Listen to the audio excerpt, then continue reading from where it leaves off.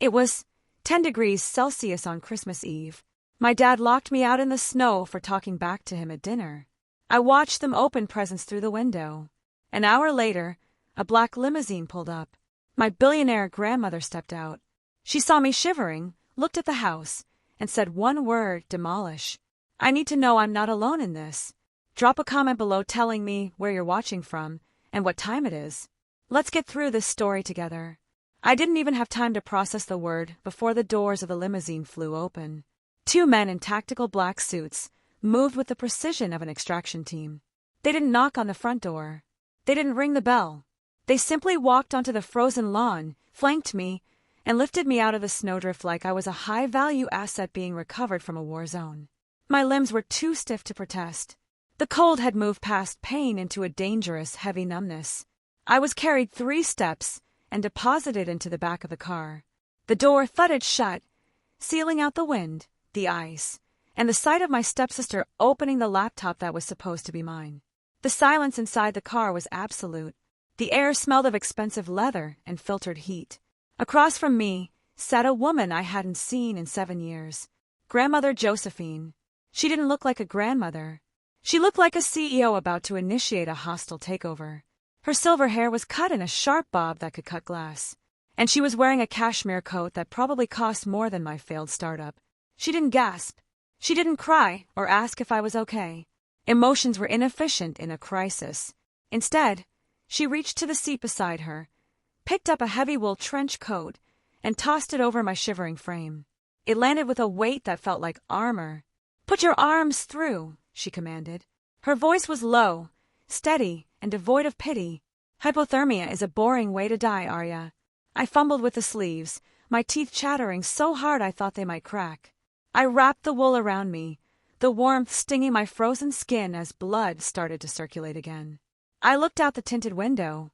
Through the glass, I could see the silhouette of my father, Gregory, standing in the living room window, raising a glass of wine. He looked like a king surveying his kingdom. He had no idea the castle was already under siege. I stammered, my voice barely working. I just told him the turkey was dry. That's all I said. Josephine didn't look at me. She kept her eyes trained on the house, watching her son. "You think this is about a turkey? You think you're sitting here freezing because of a poultry critique?" She turned to me then, her eyes dark and analytical. This is where she dissected the situation, not with sympathy, but with surgical precision. "He didn't lock you out because you were disrespectful, Arya. He locked you out because he felt small. Look at him." She gestured to the window where Gregory was now laughing, performing happiness for his new wife. "That is a man with a glass ego. A weak man only feels strong when he is making someone else suffer. He needs a thermometer to measure his power. And tonight, your shivering is his proof of life. It's not punishment, Arya. It's fuel." The words hit me harder than the cold. I had spent months thinking I was the problem. That my failure with the business had made me unlovable. That if I just stayed quiet enough, obedient enough, I could earn my place back at the table. But Josephine was rewriting the equation. I wasn't a bad daughter. I was just a battery for a narcissist. "He thinks he's teaching me a lesson," I whispered, the realization settling in like ice water. "He is," Josephine replied, reaching for the intercom button. "But he's about to learn that he's not the only one who can teach." She pressed the button. Driver cut the power to the main house. I watched, stunned as the lights in the mansion flickered and died. The Christmas tree went dark. The silhouette of my father froze. Inside the limo, the only light came from the digital dashboard, casting a blue glow on Josephine's face. She wasn't smiling. This wasn't a game to her. It was a correction. "Warm up," she said, leaning back into the leather seat. "We aren't leaving yet. I want him to see the car. I want him to know that the checkmate is already on the board before he even realizes we're playing chess." I sat in the plush leather seat, the warmth of the wool coat finally penetrating the bone-deep chill, and watched the darkened house. Looked different without the lights. Less like a castle, more like a tomb. You might wonder why I went back. Why, after my tech startup imploded and left me with nothing but debt and a bruised ego, I chose to return to the one place that had always made me feel small. The answer isn't poetic. It was financial. I had bet everything on an algorithm that was 6 months ahead of the market, and I ran out of runway before the world caught up. Bankruptcy wasn't just a legal status. It was a leash that dragged me back to Aspen. For the last 3 months, the price of admission to live under Gregory's roof was my dignity. It wasn't a dramatic sudden payment. It was a subscription fee I paid in daily installments. Silence when Patricia critiqued my failure to launch. Obedience when Gregory lectured me on real business while sipping scotch paid for by a trust he didn't earn. Compliance when Reese, my stepsister, treated me like an unpaid intern in my own childhood home. I looked at my hands. They were still red from the cold, but the shaking had stopped. I didn't think he'd actually do it, I said quietly. I thought he was bluffing. Josephine didn't look away from the house. That is the trap, isn't it? The normalization of cruelty. It doesn't start with locking you out in a blizzard. If he had done that on day 1, you would have left. No, it starts with the small things. The jokes at your expense, the way he interrupts you, the way he makes you wait for him. He lowers the temperature 1 degree at a time, so you don't notice you're freezing until your heart stops beating. He was right. I had spent months adjusting my thermostat to match their coldness. I had convinced myself that if I just took the insults, if I just smiled through the dinners where they dissected my failures, I would eventually earn my way back into the fold. I thought I was being resilient. I see now that I was just being conditioned. I conditioned myself to accept scraps. I admitted the shame burning hotter than the heater vents. I thought if I was quiet enough, they'd forgive me for failing. You didn't fail, Arya, Josephine said, her voice cutting through my self-pity like a scalpel. You attempted something difficult. They have never attempted anything. They just consume. And parasites always hate the host that tries to break free. She tapped the screen on the center console.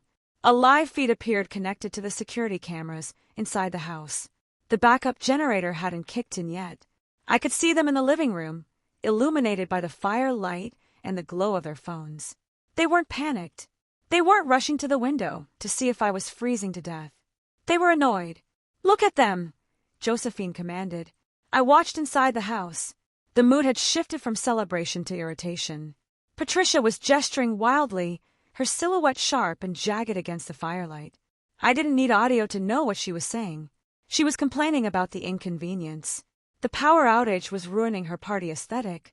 Then I saw Ree. She was sitting on the sofa, holding a silver-wrapped box.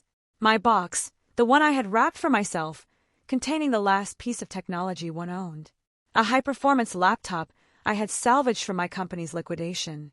I had brought it to the living room, intending to work after dinner. Restore the paper. She opened the lid. Even in the grainy night vision of the security feed, I could see her smile. He said something to Gregory, laughing. He nodded, pouring another drink in the dark. He wasn't worried about his daughter in the snow. He was letting his stepdaughter loot her corpse. She's taken my laptop, I said, my voice flat. That has my code on it. My intellectual property. She's taking it because she believes you don't exist anymore. Josephine said in their minds, you are already gone. Deleted. Patricia is probably telling her right now that you're having a tantrum somewhere, that you ran off to teach them a lesson. She is gaslighting that girl into believing your suffering is a performance. I watched Gregory raise his glass again. He looked comfortable. He looked like a man who believed he owned the world and everyone in it. He thinks the darkness is just a power outage. I said. He thinks he is the only one who can turn the lights off. Josephine corrected.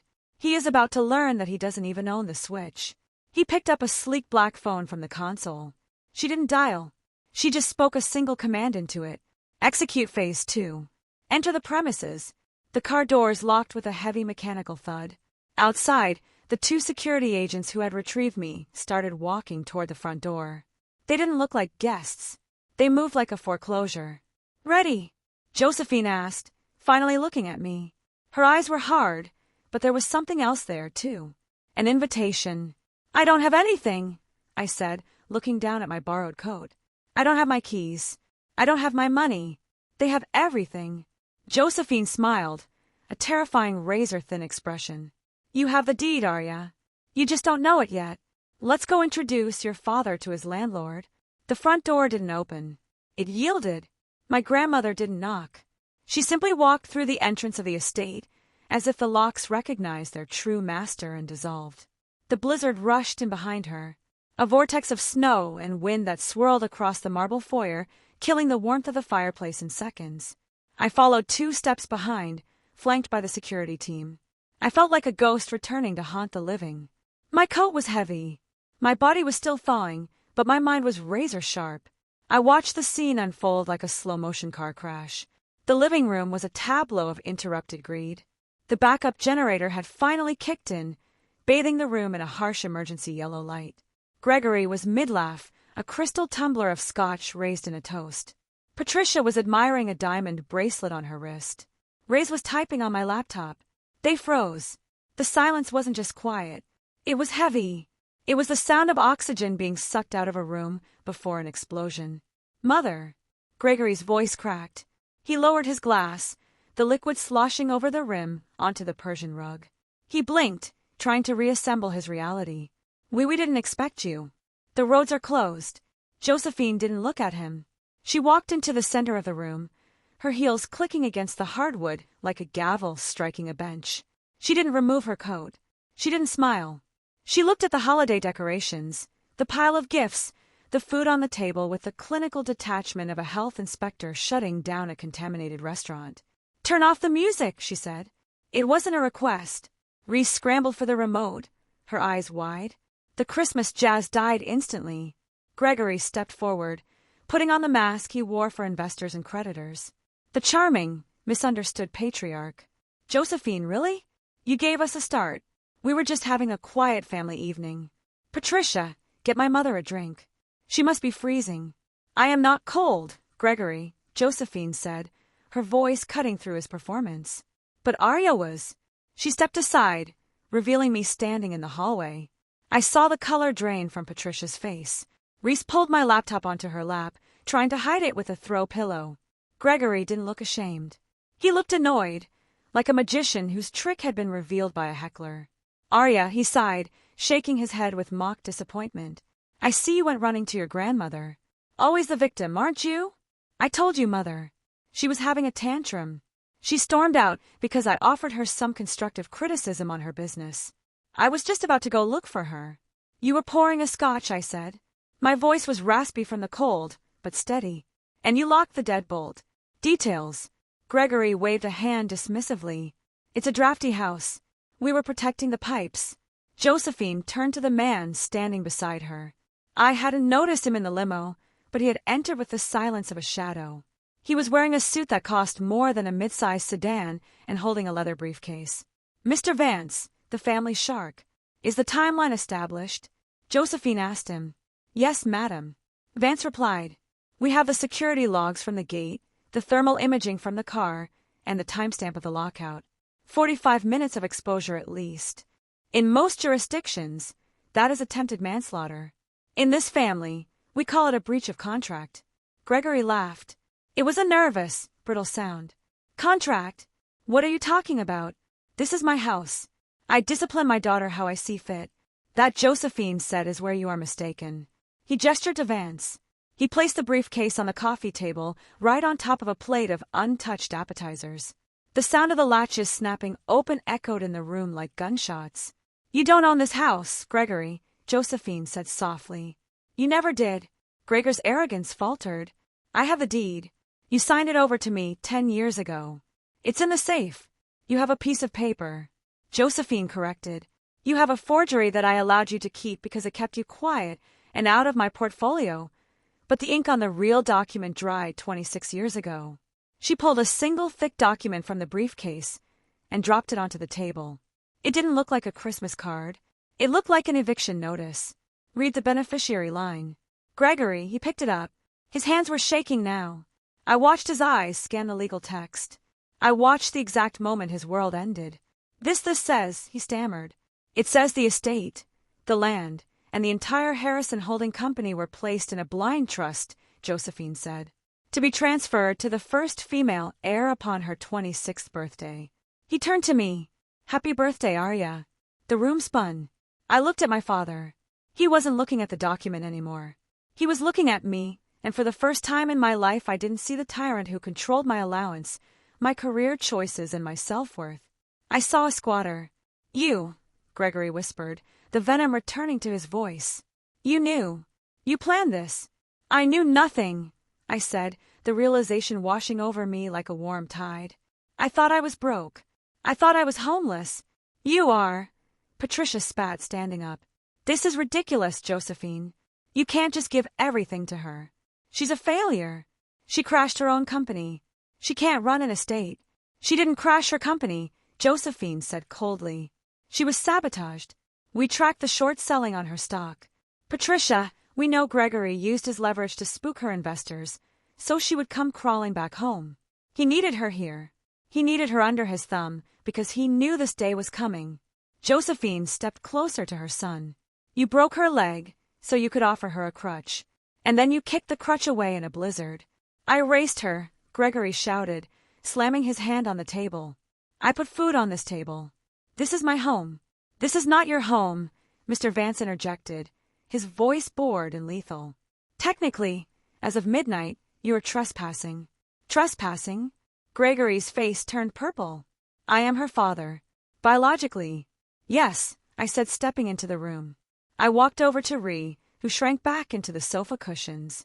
I reached down and pulled my laptop from her hands. She didn't resist.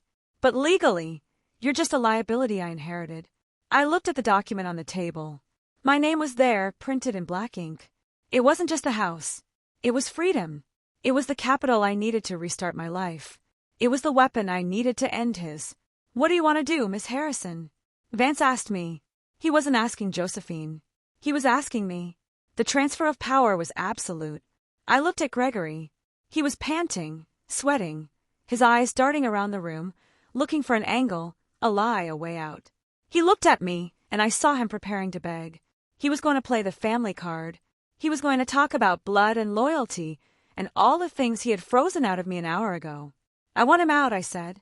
Now, Vance asked. The blizzard is getting worse, Patricia cried.